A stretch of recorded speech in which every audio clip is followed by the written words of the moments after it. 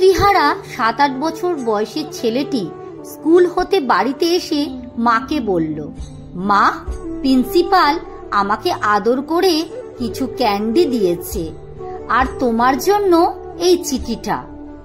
মা চিঠিখানা খুলে পড়ে কেঁদে ফেললেন। মায়ের চোখে জল দেখে ছেলেটি বলল, মা, কাঁদছো কেন?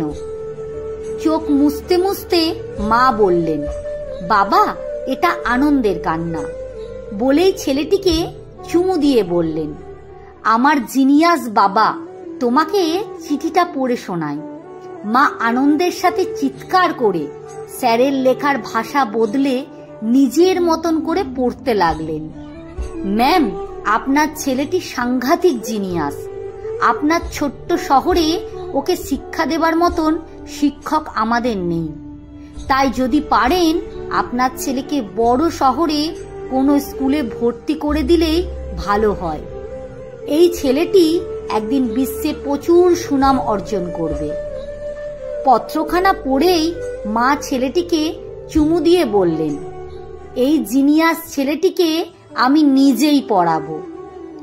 মা নিজেই শিক্ষা দিয়ে ছেলেটিকে যুক্তরাষ্ট্রের তথা সমগ্র পৃথিবীর অন্যতম শ্রেষ্ঠ বৈজ্ঞানিক বানালেন।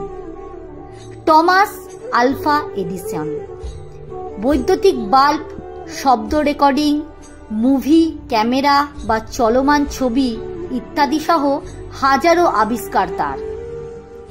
মায়ের মৃত্যুর পর টমাস এডিসন একদিন সেই ছোট্ট গ্রামে মায়ের সেই ছোট্ট বাড়িতে গিয়ে ঘর পরিষ্কারের সময় স্কুলের প্রিন্সিপালের দেয়া চিঠিটা পেল। চিঠিটা পড়ে টমাস কেঁদে দিল। তাতে লেখা ছিল, ম্যাডাম, আপনার ছেলে টমাস এডিসন একদিন মেন্টালি রিটার্ড। সে এতটাই নির্বোধ যে তাকে শিক্ষা দেবার মতন ক্ষমতা আমাদের নেই, কারোর কাছে বলেও আমার জানা নেই। আপনার ছেলের কারণে আমাদের স্কুলটির সুনাম ক্ষুণ্ণ হবে। তাই কমিটির সিদ্ধান্ত অনুযায়ী আপনার ছেলেকে স্কুল থেকে স্থায়ীভাবে বহিষ্কার করা হলো। শিক্ষণীয়, সন্তানের সাথে সর্বদাই পজিটিভ আচরণ করবেন। বাসস্থান হলো সর্বশ্রেষ্ঠ শিক্ষা প্রতিষ্ঠান এবং মা হলেন সর্বশ্রেষ্ঠ শিক্ষক। লেখাটি সংগৃহীত। পাঠে অঞ্জু বিশ্বাস।